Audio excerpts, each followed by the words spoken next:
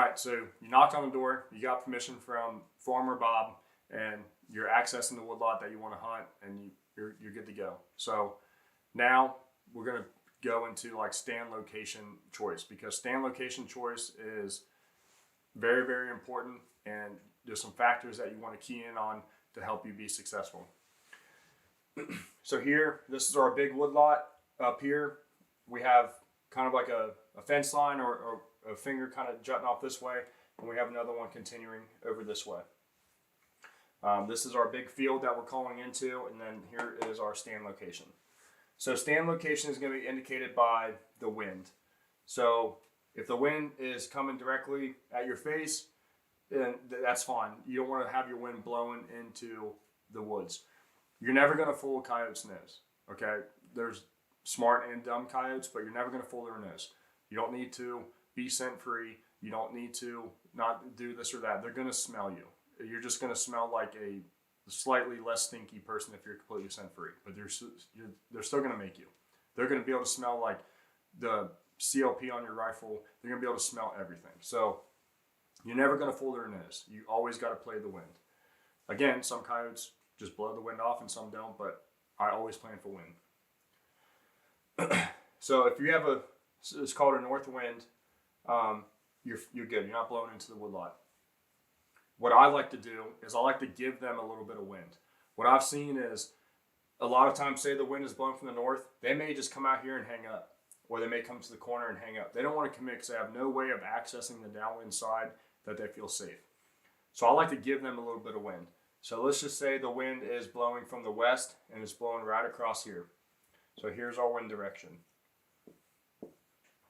What I'll do is I'll set up to give them a little bit of this, because now, say they come out here and they travel down and around, they're going to want to potentially use this wood line as cover to get to the downwind side, which is right through here. And then you can make your shot right in this area. You always want to, I like to give them a little bit of wind. I think it works a little bit better. So I found my woodlot. My wind direction is to the west. I'm in the field. We're from the west.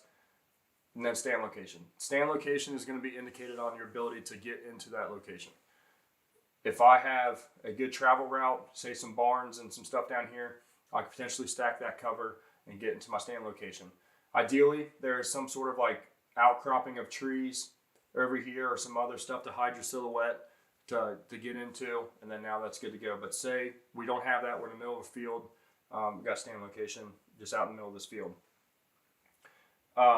Additionally, picking your stand location is what's your distance. That's what I was speaking on before about your capabilities with your equipment. You know, what I have, I'm not afraid to be 300-400 yards away from the stand and call it good to go. But if I have kind of less performing equipment, I may make this, distance to be, 150 yards. That way I know my downwind shots, that's 180, and then this is 150 as well. So I know that if a coyote pops out there and wants to travel this downwind side, or if they just hang up, they're within my range and capabilities of my equipment, I'm good to go. So whenever I get on the set, that's when I use an app like Onyx, and I measure out all the distances. I'll pick where my set's going to be, and I'll use that line distance tool to like kind of plot out different TRPs.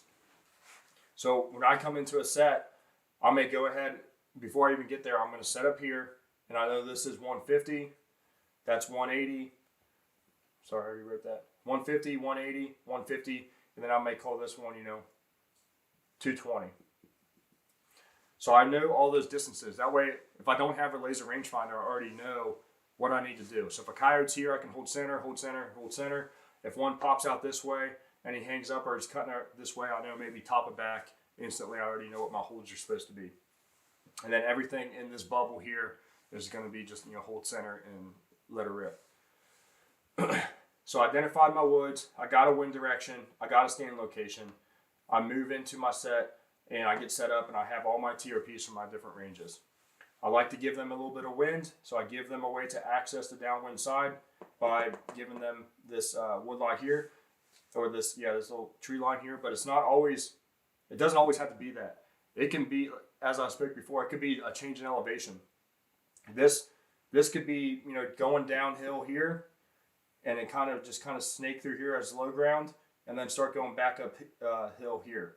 So they may want to come out and get in this low ground. As long as I can see down in there and see the bottom of that, they may choose to take that travel route to get downwind. So really key in on your terrain and what you have available to you.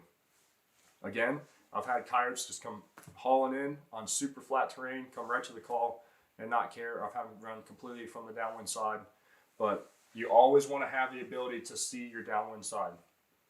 I would be way more prone. So say that is all woodlot. Say this is all woods over here. I can't see any of that. Say there's a huge hill here. I can't even see down in there. I'm more okay with that as long as I have the downwind side. Now say the wind is switched going that way, I probably won't even hunt this spot. Okay, it may not be advantageous to me. I'll choose a different spot to hunt. But as long as I can see the downwind side, whether by myself or I can have an additional hunter over here set up on the downwind side, and now I'm facing over here, you got to be able to see the downwind side. I've had it more often than not to where that's been the way that they come. So you got to have it covered. So you're picking the wind direction, and then you're setting up in a way to where you're kind of playing them into the downwind side, ideally giving them a travel route to come into the kill zone and then execute your shots.